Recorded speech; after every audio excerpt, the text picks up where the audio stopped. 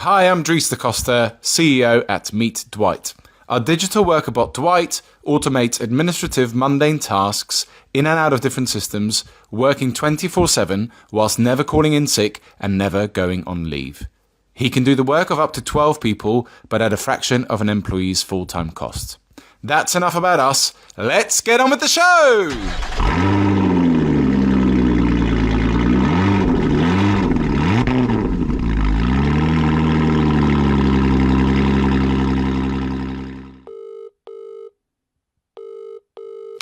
Hello, it's Dries speaking. Dries, it's Dougie. How's it going? Hey mate, I'm alright, you? I'm good.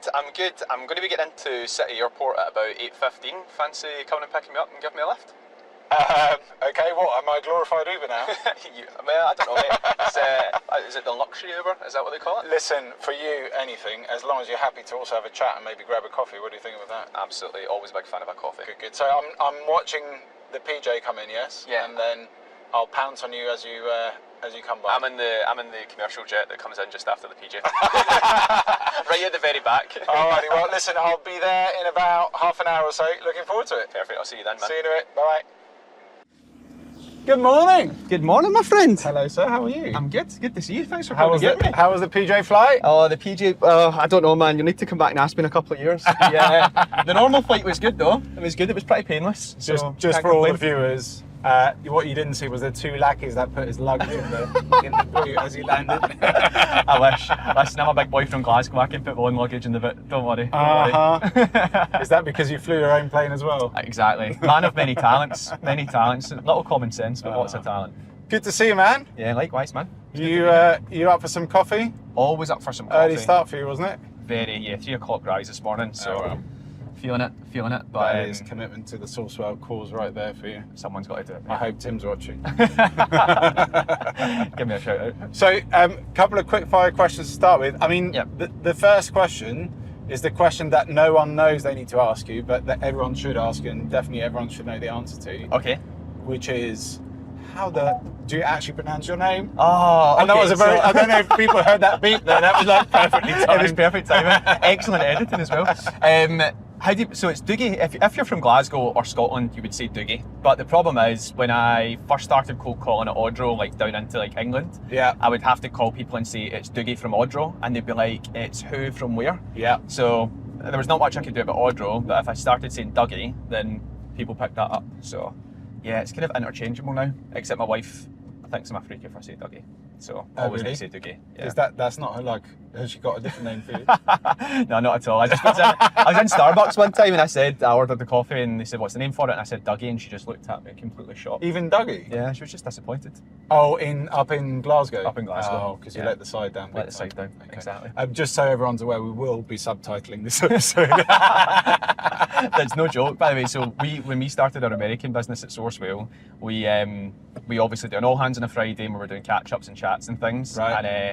And at the start, I thought it was a joke that people were turning on the captions. And then I realised after a few weeks that actually they did have to have the captions on so that they could understand. Because you can actually see who's turned on their captions, right? I get Or how many a people. notification when someone does it. And how frequently does it still happen now? Not as much anymore, which is good. But I've still got a bad habit of speaking too quickly. So that's part of the challenge. It's Maybe. the accent plus the pace. Too much time down south has softened your accent. I bet you, now you order a Starbucks and even if you say Dougie, they still don't understand you because the accent's so southernised. They don't know what's going on. I watched back some videos from the early Odro days, like 2016, 2017, Yeah. and I sound completely different. Oh, really? Yeah. To be fair, about 20 years ago, I sounded very different because I was speaking Dutch, so there you go. There we go. You sound extremely English now. Well, we try. So, quick fire questions then. Your first job? My first job was, I was 14 and I was washing cars on a Saturday at a car garage in Glasgow. So 20 quid for a full day shift. And then my first kind of proper job, if you like, was working in a call centre when I was 16. Okay, cool. Favourite job? Favourite job, probably like the early days at Odro, I'd say. Yeah. Like I love what I do just now, but like back then it was just like everything was fresh, new, you were getting involved in everything. You kind of didn't know what you didn't know, so like literally absolutely everything you were doing was learning as well. Yeah. Which was You good still fun. don't know a lot, but I don't. I you're mean, better at but I pretending that you pretend do. exactly. That's what happens once you've been doing it for 10 years. That's not true. But... first car? First car was a Rover 25. Okay. It cost me 400 quid. It was a kind of navy blue. Had it for 4 months and then the head gasket blew on it. Classic. Which was Was it a hand-me-down or did you actually buy it? No, I bought it. Yeah, Okay. 400 quid. Just a Gumtree special. So I had that. A neighbour very kindly gave us a car once, and we went down to Brighton, and the gasket blew. So we ended up. The one day I didn't want to be in London because I was working in London at the time. We ended up having to take the train from Brighton through London, and I was like, oh, it was so the problem with when the head gasket goes is there's nothing else you can do, right? It's literally it just dies on you right there. And the car wasn't worth fixing. Let's be clear. Nah, absolutely not. Favourite car? Favourite car, probably the car that I drive now, so an A3 Saloon S-Line. So I've had 3 A3 Saloons. Audi, right? Audi, yeah. I had a Range Rover. Of course, you got 3 A3s. They're probably all parked on your drive. One at a time, one at a time. And funny story about yourself? There was a client account that I was chasing for a long time at Odro. Great recruitment business based in London, and eventually after 2 years, they said, right, okay, we'll hear you out. Come and pitch to us. This was on the Tuesday, and they wanted me to come down the Wednesday. Couldn't get flights. So I took a 4-hour, 50-minute train down to London, turned up to the office, went in to do the pitch with the CFO and the CEO, and like our sale was quite challenging at the time, like we challenged people and everything else. And the long story short is the CEO got up halfway through and said, I'm just really not interested in this, man, and then just walked out of the room. And wow. The CFO was kind of left saying, oh, I'm really sorry, like, you know, there's been, there's a lot going on in the business right now, etc., etc., etc. And I was like, all right, cool, is he going to come back? Like, and he's like, for good? And he's like, nah, I don't think he's going to come back. Can we still be friends? Exactly. He's like, I don't think he's going to come back. So I had to then sit on another train home, which then got delayed and stuff. So it took like 7 hours to go home. And I just remember sitting there being like, how have I messed that up so badly? I still don't know to this day exactly why it went so wrong, but I just remember being absolutely mortified having to explain to everyone what had happened when I got back to the Dude, office. that is painful. That's Maybe it brutal. was them, not you. Yeah, maybe it was the accent, mate.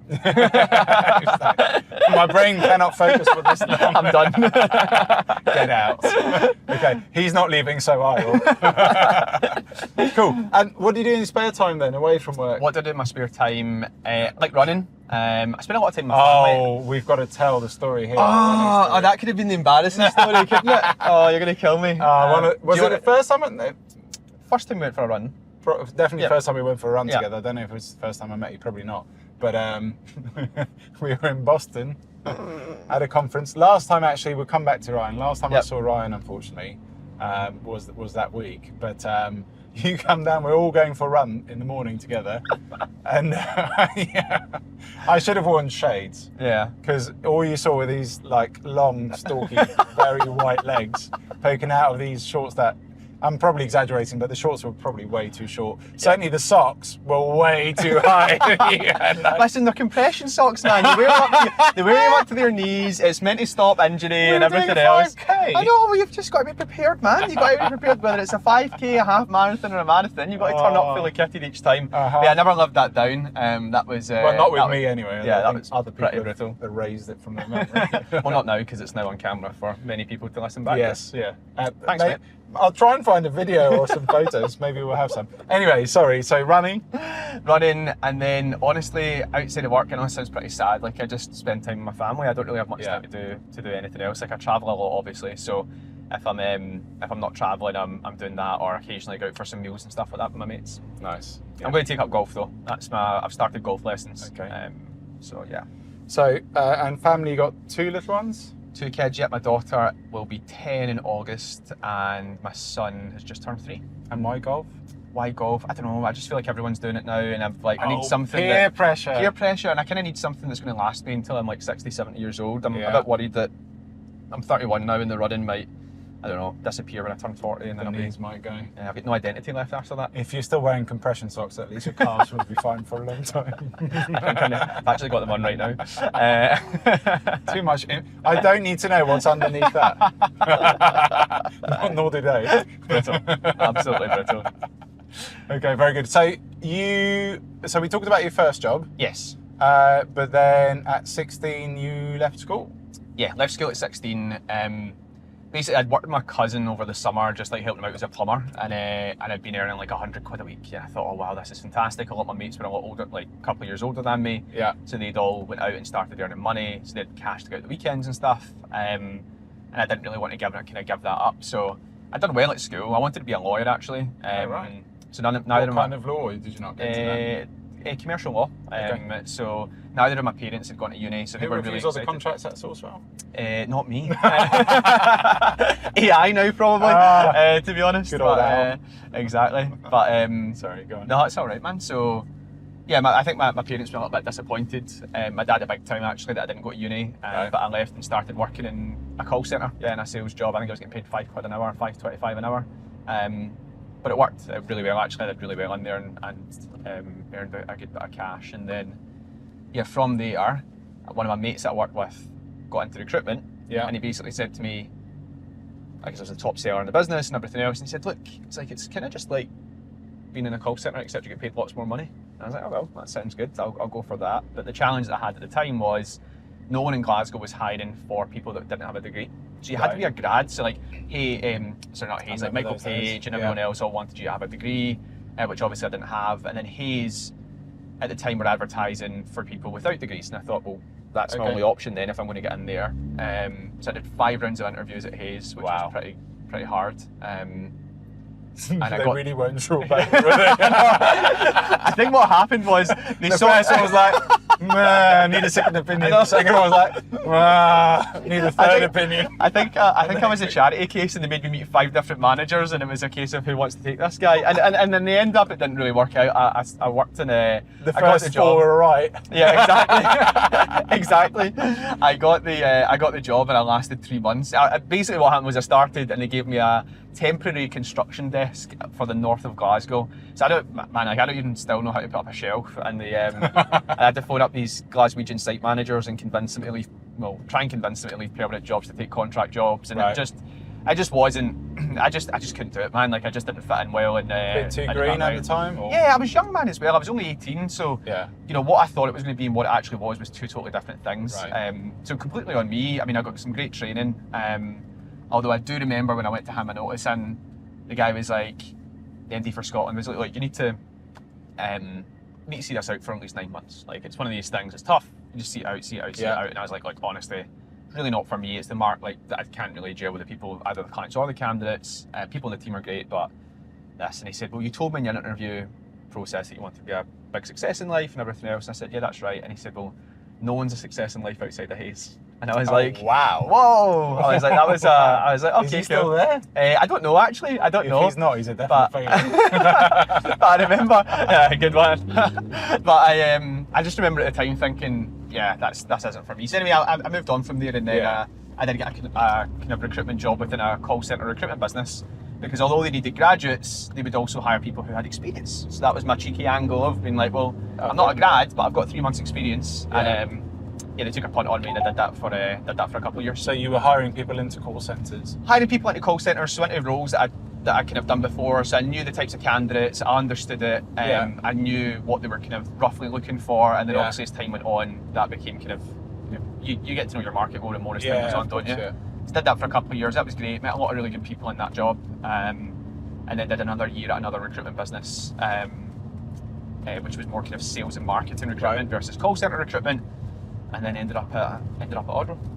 And then about Odro, but not straight away. Didn't you met Ryan before? Yeah, so basically, I went straight from my last recruitment job, a business called 920, to Odro. Okay. But in between times, Ryan had kind of like approached me. He was running a recruitment business at the time, Yeah. and he'd approached me and said, look, you know, come up against you in a couple of jobs or whatever, want to grow this company, come and join us, you know, we'll do equity, all of that kind of thing.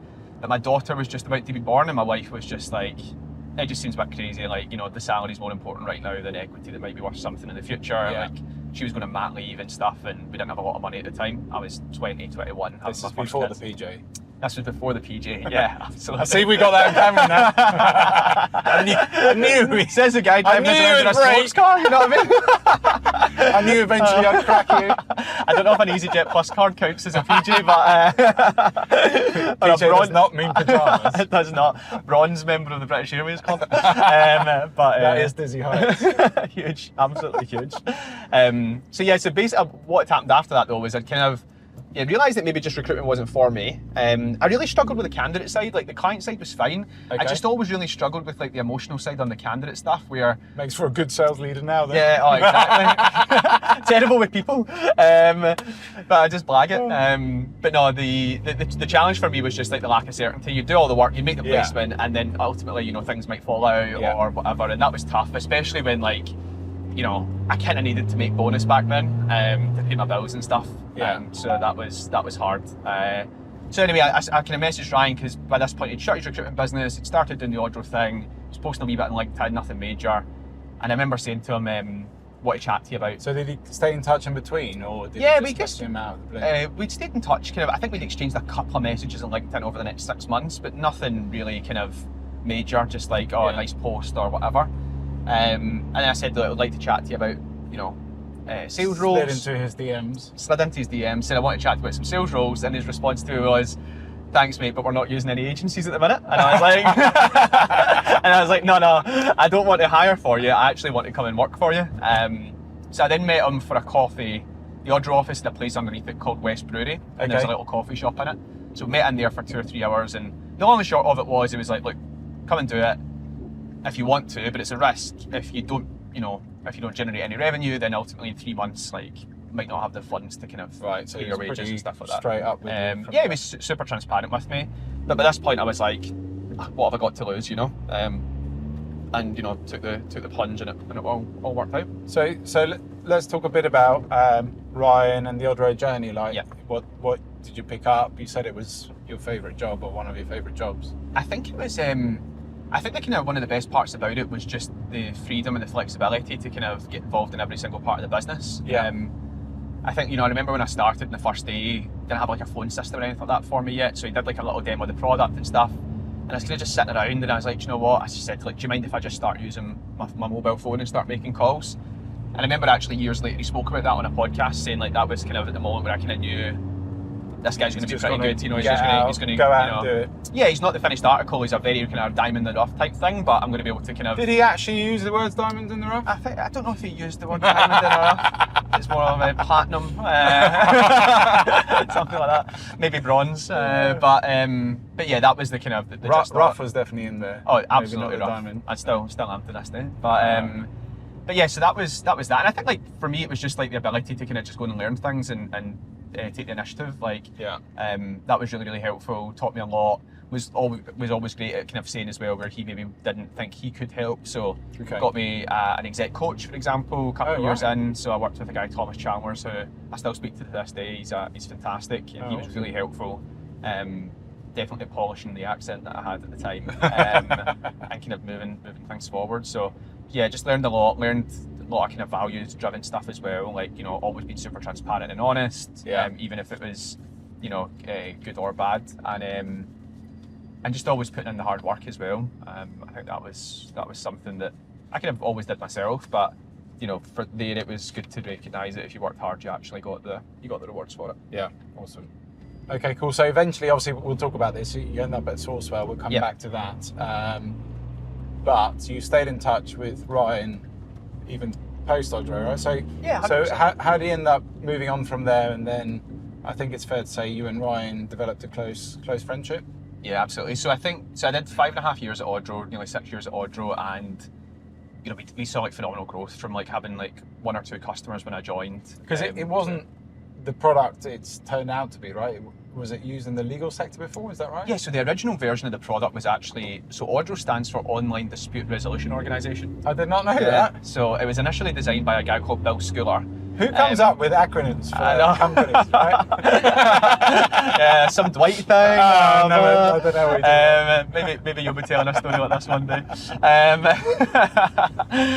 But yeah, mate, it was. Yeah, so we had a couple of customers, and then the legal sector thing had kind of been shaken out by that point. Ryan had got involved in the business, had kind of focused on recruitment.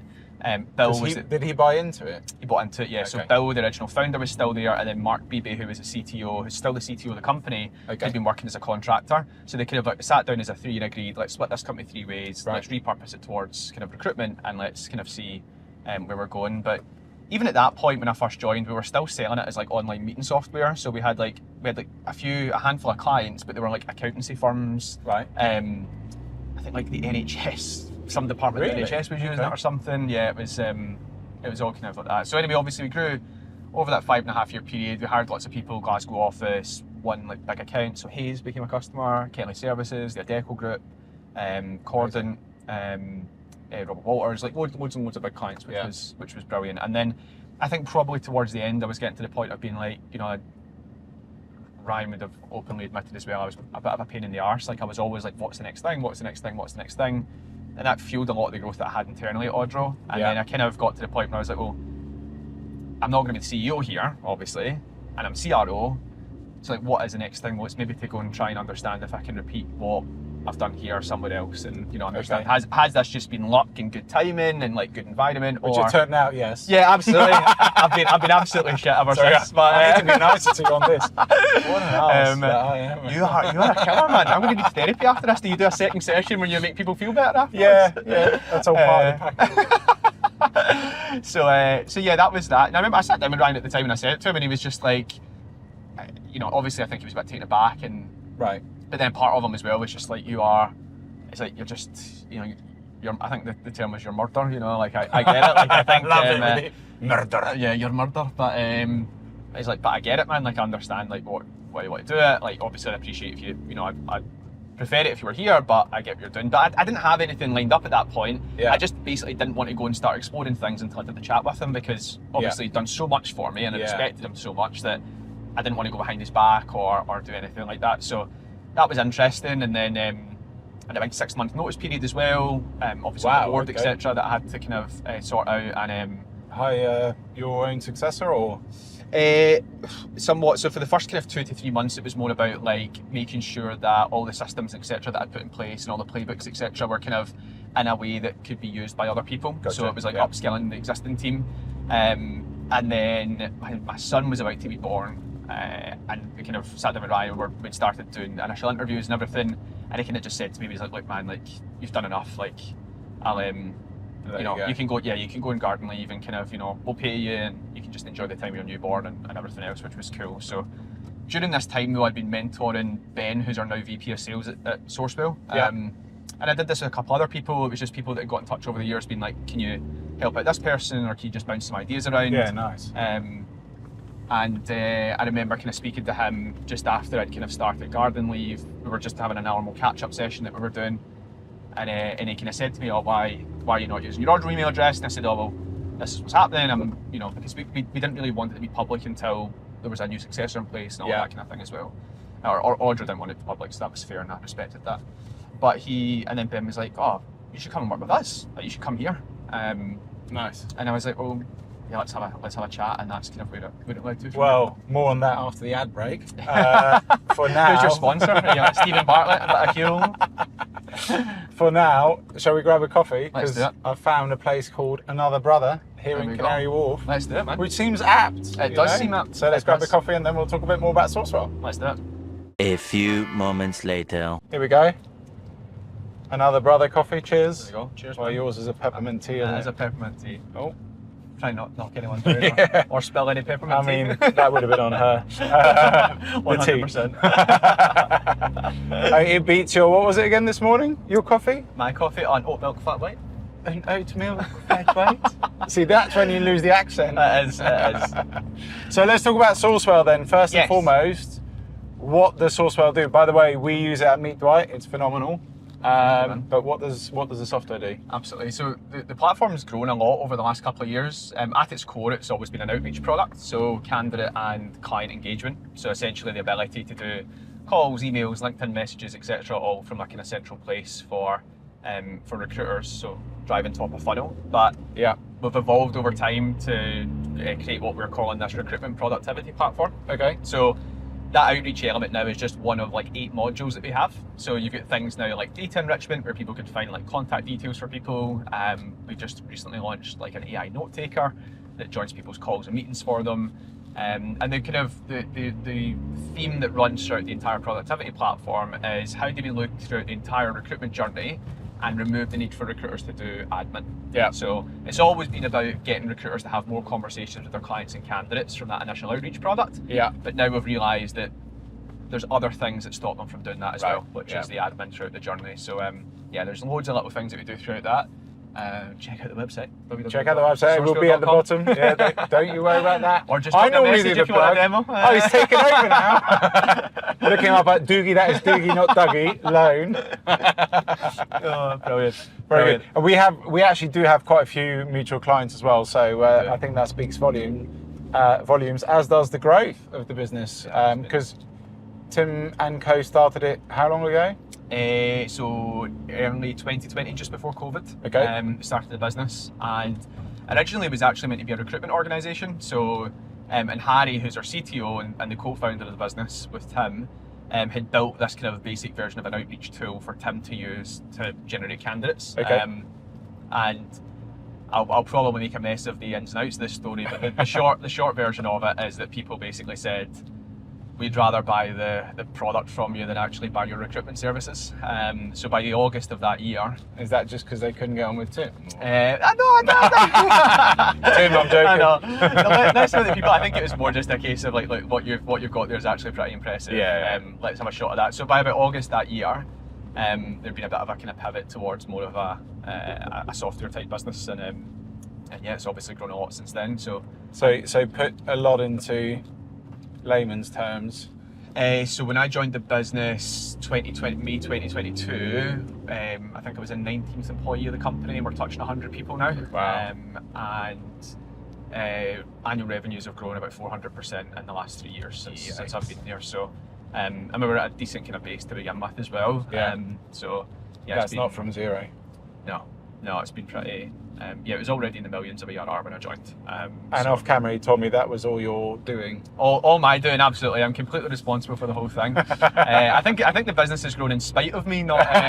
Come on. No, the in spite of you joke was to do with this small little newspaper recently published it's the Times best places to work in the UK. Yeah, we were. And you made top 10. Is that right? Yeah, one of the top 10. I think we're number 8. Number 8. Nice. So.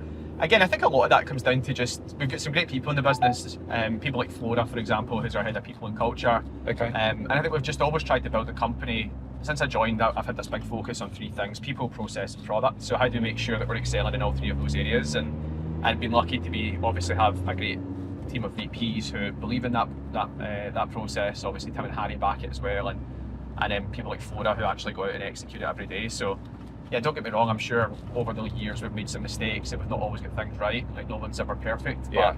But I think in general we try to kind of build an environment where people can grow and develop and make good money along the way as well. It's not been an easy market over the last 3 years, right? For sure, yeah. So I think, Which again, despite the kind of market conditions, that having gone through the growth does speak a lot about the product and the people, right? Absolutely. And that's the thing, the product is phenomenal. Like, having a product that's consistently evolving and it's listening to the market and innovating, it's a salesperson's dream and it's a go-to-market team's dream, because Yeah. if you're trying to sell something and it doesn't do what that person needs, to be able to go back a month later and say it now does, is probably one of the main reasons why we're able to win. So Amazing. So yeah, it's been good, man. Very good. So let's talk a little bit then about the role of technology in this space. Obviously, you started out as a recruiter. Yes. And then, you've been into tech, for the last 10-ish years? Yeah, about that now, yeah. Yeah. So how's past, present, future? How's the role of technology evolved in the recruitment sphere, and where do you see it going? Yeah.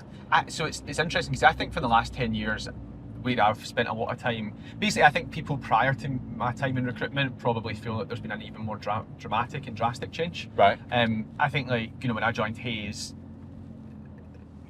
we were doing in Hays what we now do at SourceWhale, but just very manually, if that makes sense. So, on a Monday we'd call them. If they didn't reply, you would, manually remind yourself to call them on a Wednesday, and then on a Friday, and so on and so forth. I just think that basically a lot of the change over the last 10 years has been focused on how to make people a little bit more efficient, and make them a little bit more organised. I think over the last 10 years as well, there's probably been a boom in recruitment technology, which has helped people create more of a productised service offering. So if you think of recruitment, maybe when I first started doing it 10 to 12 years ago, you were kind of, selling this access to CVs, selling access to candidates type thing. And I think there was maybe a big push for differentiation through the use of technology. Whether that was, to what degree that's been successful, I don't know.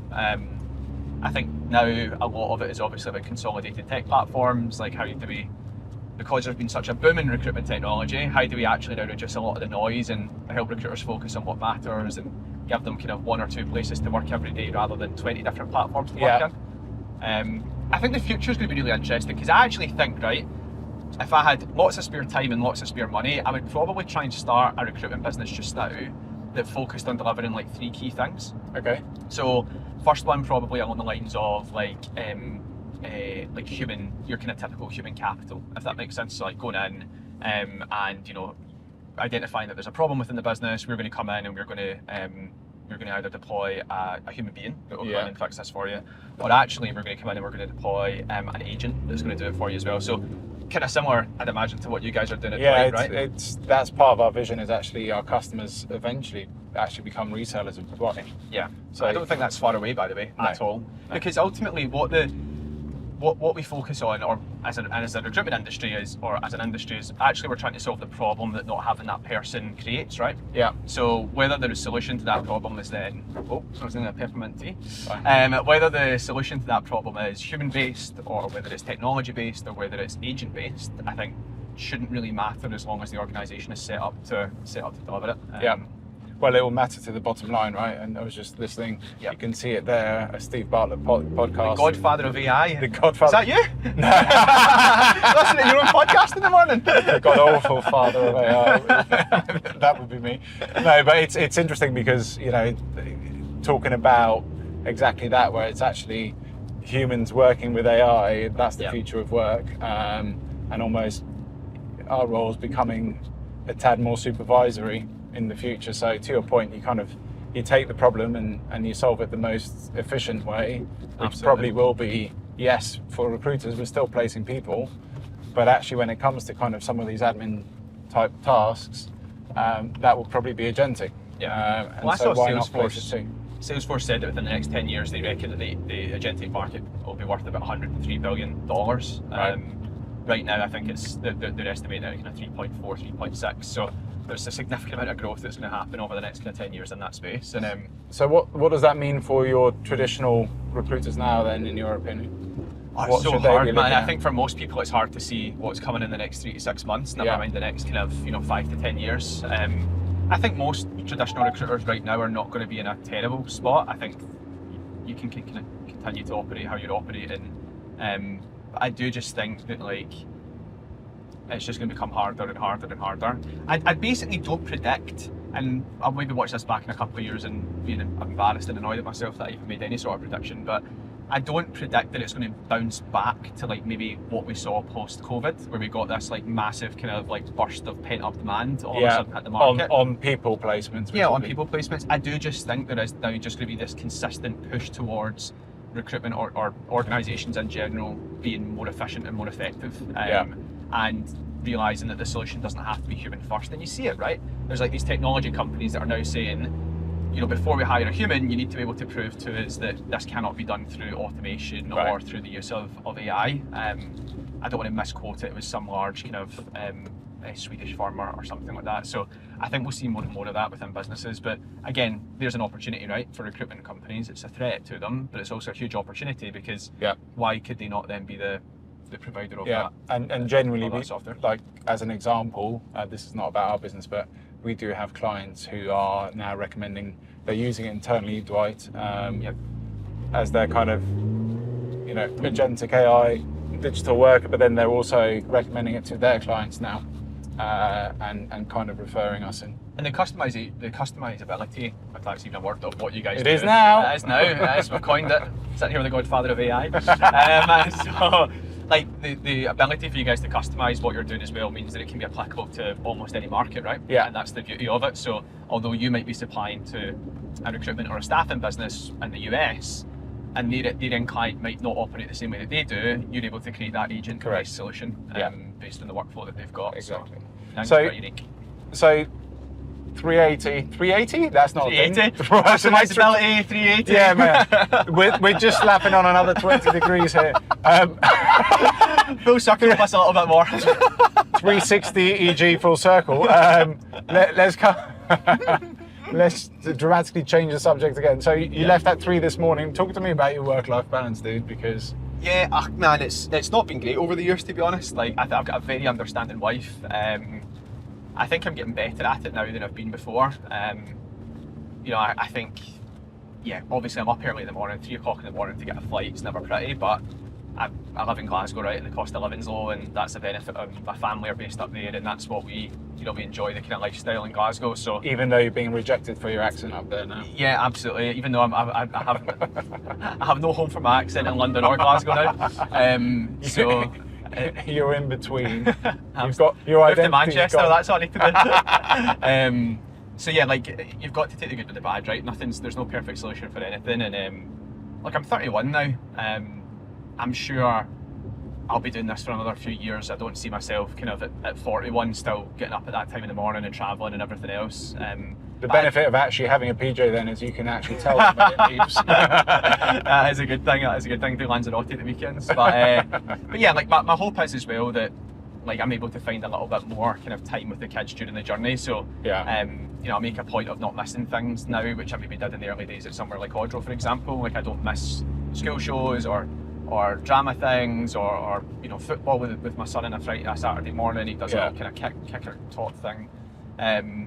So I always try my best to be present for all of that stuff. But the US travel, obviously at SourceWhale we've got around about 30 employees in the US. Wow. And that's been one of the main things that attracted me to the business. You know, a great product, the opportunity to go and crack the US market. Yeah. And so I do spend a bit of time out there, and that's a kind of an added dimension that maybe I didn't have previously, that balance as well. But fair enough. No one's got it perfect, do they? But I'd like to think it's better than it's been. So this has been a real pleasure, as I knew it would be. Always fun chatting to you. As we kind of draw it to a close, any parting words of wisdom for any recruiters out there watching this? Oh man, you put me on the spot. Not really. I gave you a heads up before the interview. I just didn't prep for that one. I think maybe I said it earlier, that whole people, product, process Sorry, thing. we just got some love for the car. Oh, there we go. It's hard not to love it, right? I think that people, product, process piece is really important. You know, as a business right now, how do we focus on the people that we've got in the company, keeping them motivated, engaged? How do we make sure that the process that we've got right now is fit for this kind of market or the market of the future? And how to make sure our products or our service offerings are going to be fit for the future as well. So again, maybe touching on that part of the human capital offering, but maybe the agentic offering as well. I think there's a real bout of change going on, but I do think it's a big opportunity as well. So yeah, we'll see. We'll see how wrong or right I am in 5-10 years when we watch this back. If we watch this back, hopefully I'll be in the driver's seat. you too will be driving your very own Lotus Emira. I'm not sure they'll be making them anymore then. But I'll buy this one off you. Alrighty, dude. Well, listen, thank you so much. If you've enjoyed this podcast, then please do consider subscribing to get future episodes. And Dougie, it's been a pleasure. Thanks for having me, man. Thank you very much. Yeah, do wipe the hands. Cheers. It's hot.